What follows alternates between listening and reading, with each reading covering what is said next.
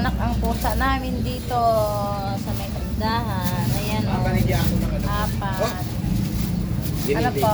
Ay, iniling 100 kuya. Eh, papanganak lang? Opo. Tapos mananganak pa yung amin. Iba to eh. Hindi to namin alaga eh. Dito yan. Opo. Iba yan, iba yan. Iba yan sa ibang nanay. Ganda niya eh. Tsaka yung may balat sa ganda nito. Yan o. Ito. Ito maputi. Yan. Dito na ako. Ganap ng nino ba yung mga yan?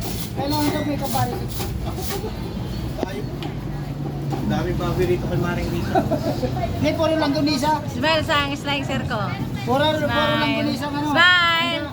Ayaw mag-smile oh. Hintay! Hi!